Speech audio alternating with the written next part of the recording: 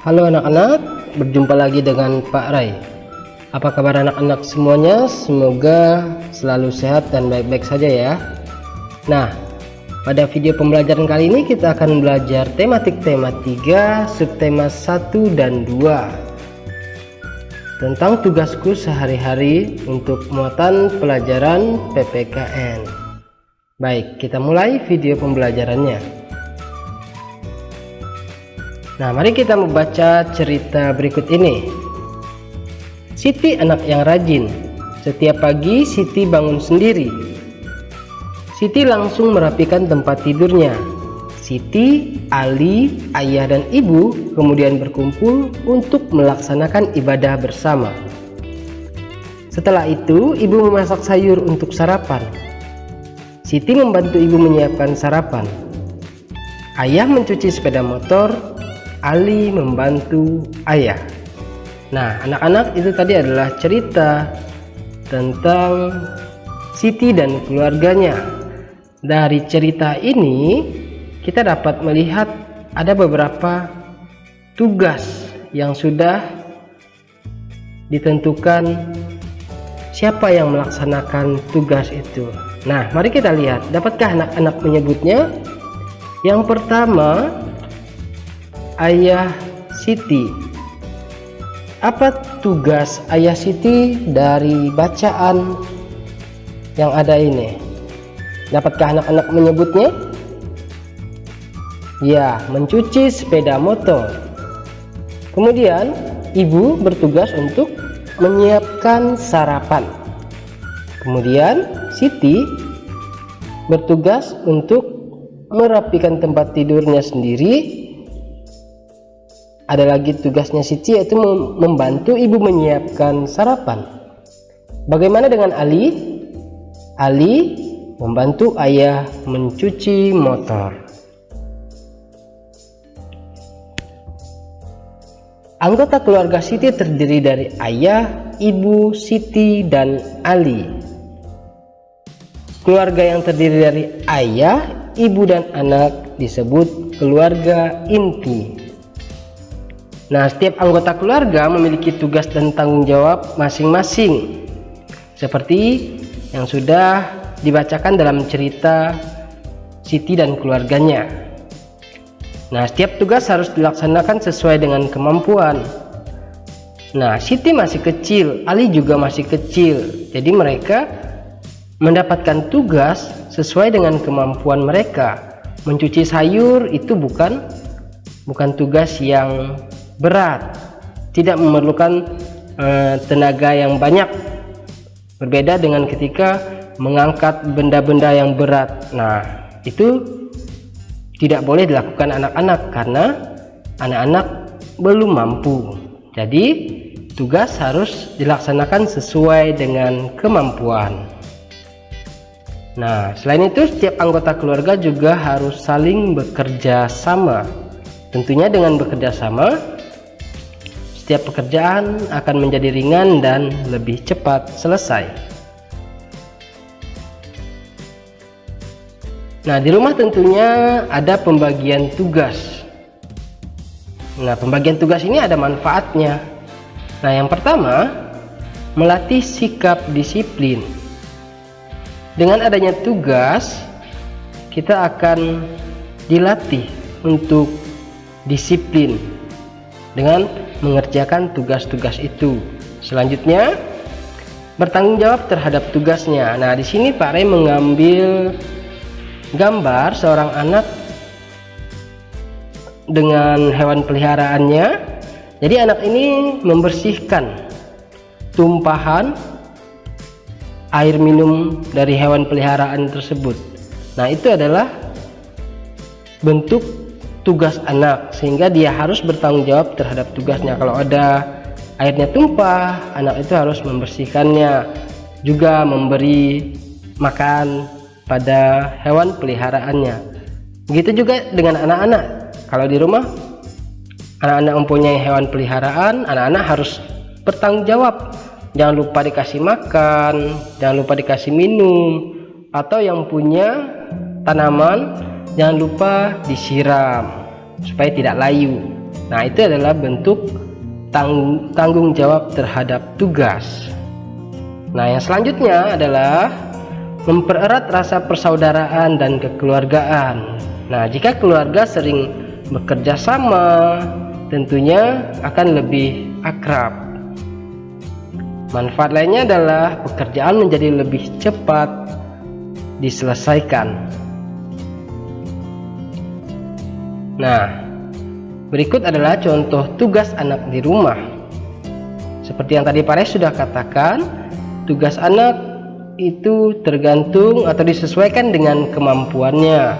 Jadi, anak-anak juga tidak boleh melakukan pekerjaan yang berat-berat, yang belum sesuai dengan kemampuannya. Jadi, merapikan tempat tidur sendiri itu sudah cukup untuk seorang anak bisa merapikan tempat tidur sendiri. Atau ada anak-anak yang bangun tidur langsung tinggalkan saja tempat tidurnya. Nah, sebaiknya setelah belajar ini mulai untuk belajar merapikan tempat tidur sendiri. Merapikan mainan setelah selesai bermain. Nah, ini biasanya setelah main berantakan ditinggalkan saja. Jadi nanti biar orang tuanya atau kakaknya yang merapikannya. Padahal kakak, orang tua juga punya pekerjaan lain yang harus diselesaikan. Nah, karena pekerjaan merapikan mainan bukan pekerjaan yang berat, jadi anak-anak bisa merapikan sendiri mainannya. Membantu ayah menyiram tanaman. Ya, ini juga tidak berat, masih bisa dilakukan oleh anak. Membantu ibu mencuci piring. Nah, itulah beberapa contoh tugas anak di rumah. Tentunya masih banyak contoh lainnya, anak-anak dapat menyebutkannya sendiri. Nah, kita lanjut untuk contoh tugas ibu di rumah. Ibu bekerja membantu ayah mencari nafkah. Tugas mencari nafkah, tugas utama adalah tugas seorang ayah. Mencari nafkah itu adalah bekerja, mencari uang lah begitu, untuk memenuhi kebutuhan hidup. Jadi, ibu juga dapat bekerja membantu ayah mencari nafkah. Bisa bekerja dari rumah, bisa juga bekerja di tempat kerja atau di kantor. Selanjutnya, merapikan rumah. Nah, selain membantu ayah mencari nafkah, ibu juga memiliki kewajiban merapikan rumah. Nah, bayangkan dari gambar yang Pak Res tampilkan itu ada banyak sekali pekerjaan ibu. Nah, makanya perlu adanya kerjasama dan juga pembagian tugas. Jadi, memberi makan hewan atau menyiram tanaman, anak-anak dapat melakukannya, sehingga dengan begitu pekerjaan ibu bisa lebih ringan. Membimbing anak belajar. Nah, selama anak-anak belajar dari rumah, tentunya ibu yang bekerja dari rumah lebih sering membimbing anak untuk belajar, tapi tidak juga menutup kemungkinan kalau ayah juga ikut membantu. Nah, itulah kerjasama dalam rumah. Selanjutnya, menyiapkan makanan. Ya, pastinya semua suka kalau masakan ibu, masakan mama itu lebih enak. Oke, itu tugas ibu. Tentunya masih banyak lagi yang lain, anak-anak bisa sebutkan nanti. Nah, selanjutnya yaitu tugas ayah. Ayah adalah kepala keluarga. Ayah bertanggung jawab untuk memenuhi kebutuhan keluarga. Jadi, ayah adalah orang yang pekerjaan utamanya untuk mencari nafkah.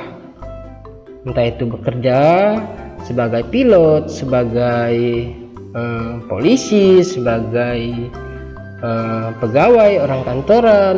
Nah, yang pasti ayah memiliki tanggung jawab untuk memenuhi kebutuhan keluarga. Nah, tentunya ayah juga harus membantu pekerjaan ibu. Pada gambar di sini, Pak Res menampilkan seorang ayah sedang memberi susu pada anaknya. Nah, mencuci mobil atau kendaraan, membersihkan kebun. Nah, tentunya pekerjaan ini untuk mencuci mobil atau membersihkan kebun itu masih bisa dilakukan bersama-sama.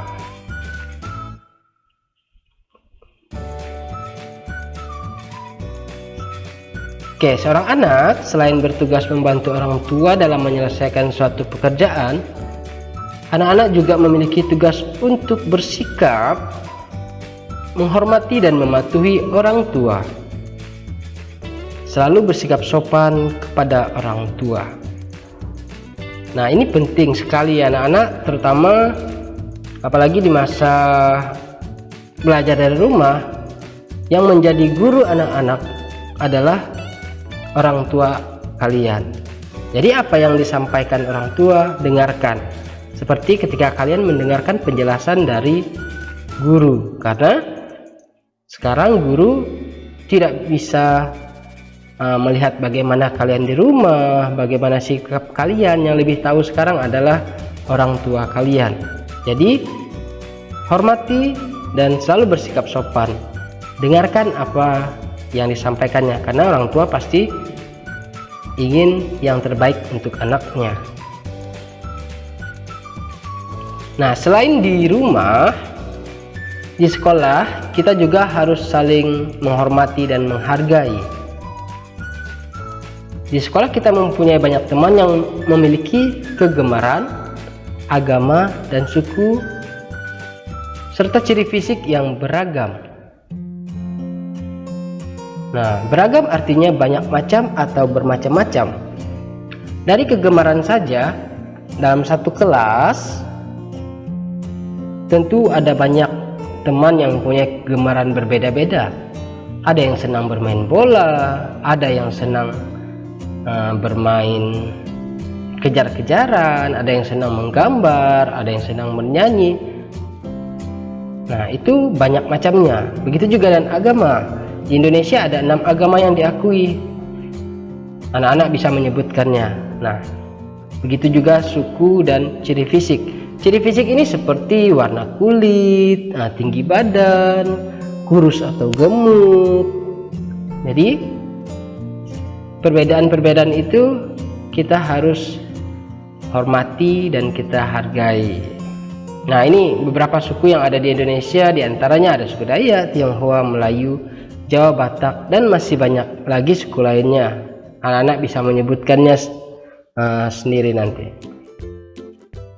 Nah, meskipun berbeda-beda suku bangsa, kita harus hidup rukun dan saling menghormati.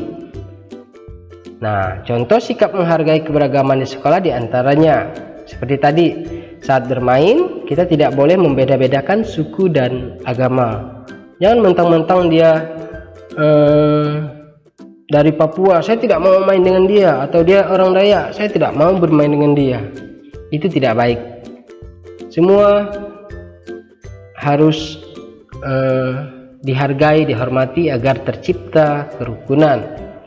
Menghormati hobi teman yang berbeda dengan kita.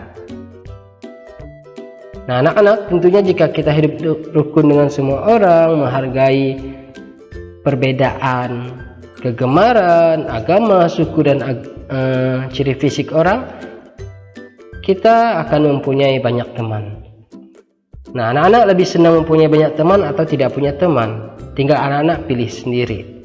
Jadi kalau anak-anak ingin punya banyak teman, bersikaplah untuk saling menghargai, saling menghormati, dan tidak membeda-bedakan. Nah, anak-anak, itu tadi video pembelajaran kita tentang tema 3, tugasku sehari-hari. Semoga video pembelajarannya dapat membantu anak-anak belajar dari rumah. Sekian dan terima kasih. Jangan lupa tetap semangat dan jaga kesehatannya. Sampai jumpa di video pembelajaran selanjutnya.